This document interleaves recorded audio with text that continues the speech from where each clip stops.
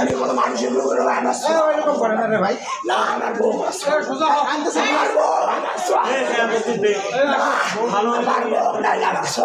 এটা ভাঙে ওটা ভাঙে লাস্টে রাত্রে 8টার সময় দিয়েছে আগুন লাগে। আগুন লাগে দেওয়ার পরেও আর থামে না। সোনার জিনিস বিড়ে দিচ্ছে, বউটা সোনার জিনিস দেয় নাই, ওর টাকা লাগে। এরা কী খায়, ট্যাবলেট খায় না, গাঁজা খায় না, জিনিস করে হয় খায়। নেশা করে এবং সে নেশার টাকা না পেয়ে তার বাড়িতে তার বাবা মা, তার স্ত্রী, তার মাকে মানে মারধর করে এবং এক পর্যায়ে তার বাবা মা বাড়ি থেকে পালিয়ে যায়। এরপর সে আগুন লাগায়।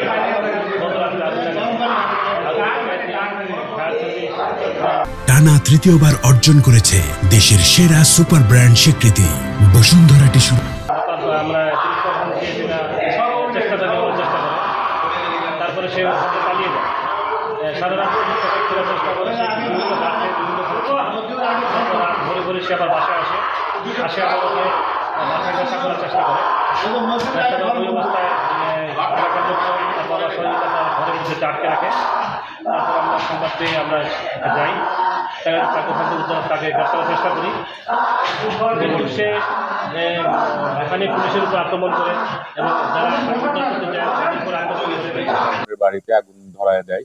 এই বিষয়টি নিয়ে আনিসুর রহমান থানায় এসে আমাদের সাহায্য কামনা করলে আমি আমার থানার সাব ইন্সপেক্টর রুহুল আমিনকে সঙ্গে ফোর্স ঘটনাস্থলে পাঠাই। সেখানে আমার পুলিশ অফিসারদের সাথেও সে অসৌজন্যমূলক আচরণ করে। পরবর্তীতে আমাদের হাতীবান্ধা উপজেলা নির্বাহী অফিসার জনাব শামীম মিয়া মহোদয় উপস্থিত হয়ে ভ্রাম্যমাণ আদালত পরিচালনা করে উক্ত রহমতকে 6 মাসের কারাদণ্ড প্রদান করেন। তাকে পরবর্তীতে জেল হাজতে প্রেরণ করা হয়।